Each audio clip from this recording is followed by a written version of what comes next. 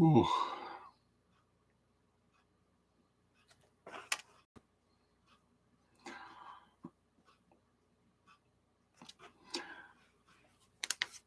Hey there, Rednecks, Preppies, Redneck Preppies. It's me. Where's my thumb? There we go. It's me, the Redneck Preppy. How are you doing today? Great. Good. Welcome to another iteration of the Redneck Preppy Cleans and Chats. And today we're cleaning a 1947 TT33 pistol. I know, very exciting. At any rate, before we start the live stream, I just wanted to say it is Remembrance Day in Canada today and Veterans Day in the United States. So I want to thank all of those who've served our countries, both the Commonwealth and the United States and any other country that celebrates Remembrance Day today. Thank you very much for your service, whether it was in active duty or peacetime, whether you saw action or not. You signed on the line, which is dotted, which means you were willing to give up everything in the service of your nation. So thank you very much for your service. And I thought of you all day today. So it's also an auspicious day because apparently it's Mikhail Kalashnikov's birthday today. So happy posthumous birthday, I guess, to Mikhail Kalashnikov, inventor, of course, of the AK platform rifle. So awesome stuff. The busy day today. And we got no viewers. An auspicious way to start a stream is to have no viewers, but it is what it is. So like I said, today we are cleaning the Soviet Union's service sidearm for officers from, it was accepted into service in 1933, so give or take 33, 34 when they started rolling out, until the early 1950s when it was, of course, replaced by the famous Makarov pistol, which in every way, shape, or form is better than this one. This does have its charms, though. Whatever else you can say about it, it is reliable. I'm not entirely sure what more you can actually say about this. Well, you can also say that it's, I don't know, relatively simple to disassemble, take apart, maintain. So there is that. As I was saying, this is a 1947 TT33. So this wasn't a war era rifle, or pistol. It, of course, is post-war, but it's essentially the exact same thing. Now, Americans will note something interesting about this. There's no safety. So in the United States, it turns out, when these were imported into the United States, and I perhaps they still continue to be imported, I'm not sure. There was apparently some sort of law that required a safety to be installed on these pistols. I guess it's some kind of requirement. I'm not sure. At any rate, that same requirement does not exist in Canada. So our pistols, at least the ones that were imported directly into Canada, do not have that ugly, horrible aftermarket safety that you see often on American pistols. However, I am told that many American pistols, the owners anyway, remove that safety immediately so that they can have a once again original piece. So that's good. I didn't know how involved it was to remove that safety. Judging by the internals, though, and I mean you'll see that once we get into it, it doesn't seem particularly difficult to remove that.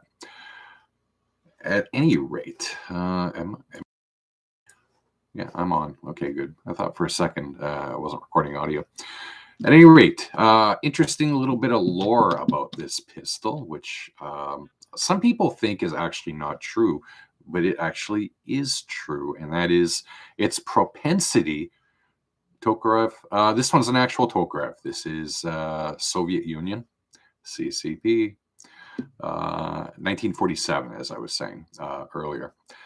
The Zastava ones, though, are good too. Whatever else you can say about Zastava firearms and ammunition, it is built to a pretty quality standard, so that's cool.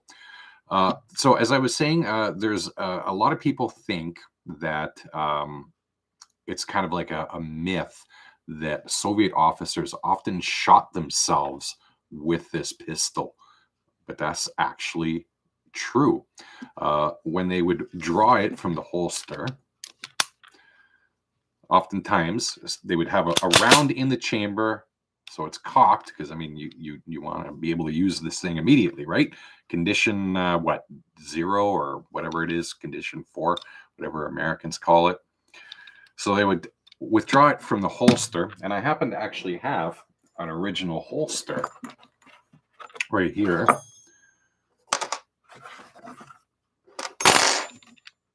They would withdraw it from the holster. Oh, hold on, get in there. All right. And they would take it out, and their hand would immediately go onto that trigger. And they would actually shoot themselves in the leg. This became such an issue that the Soviet military authorities actually put together a dedicated investigative team to look at any soldier, officers generally, who shot themselves in the leg, to determine whether it was an actual honest self-shooting or they were trying to get out of combat. And apparently they were quite good at sussing out whether somebody had deliberately shot themselves or accidentally shot themselves. So that is one of the side effects about not having a safety, is you draw it out, you know, there ain't nothing. There's no grip mounted safety, no slide or frame mounted safety. It's and a lot of guys, you know, their hands go to the fun button and bang. So that's an interesting bit of trivia. I actually kind of myself thought it might be a bit of an urban myth, but it turns out it was actually true. What about Trudeau's ban? I'm assuming that you're referring to the recently instituted ban on transfers of handguns. Yeah, it's a reality. You cannot transfer, import, sell, or buy any handguns any longer in Canada. So what you own as a handgun owner is what you own. So this is now in my possession until the day I die, or I decide to have it destroyed. That ain't gonna happen. Or they decide to up the ante and just ban handguns in Canada as well. So then it'll get destroyed anyway. So yeah, Trudeau's ban is real. I kick myself for not having bought a 9mm pistol before. I was thinking about it, hemmed and hawed, and then I ran out of time, and then now all I have is this and my Kimber Custom 2 and 45 ACP. So, this thing is kind of a pain in the ass. You can get a conversion kit. Well, yeah, that's true. Well, yeah, hopefully they don't also ban sale of parts and all that stuff, because that's a concern to a lot of handgun owners in Canada. Is what happens if they break apart a barrel, let's say, whatever it may be, and they try and order one from the States, or an importer in Canada tries to order one from the States. Will they block that shipment? I know a lot of parts that people are ordering from the United States into Canada, which could potentially be used for AR-15s, are actually being stopped at the border and being sent back or rejected. So a trigger, an AR-15 trigger, which can go into a lot of different rifles. I have a rifle here which actually uses an AR-15 trigger mechanism. In theory, I can't order one from the United States because it's an AR-15 part. So, it is what it is. You know, you do what you can. So anyways, as I was saying, this thing is a bit of a pain in the ass for ammunition. Right now in Canada, it's hard to get commercial ammunition, and when you do, it's expensive. I don't shoot this a lot. In fact, I looked at my shooting logs today. I have fired a total of 1,080 rounds out of this in the 7 years that I've owned it. Commercial ammunition, like I said, is expensive. It's about, I think, 35 or somewhere around dollars for a box of 50. Oh no. How do I, no Bubba's pissing hot hand loads. No, I could, well, in theory, I could hand load it myself. I just don't feel like it. Why can't I not unhide your comment? Well, I saw it, Eliza.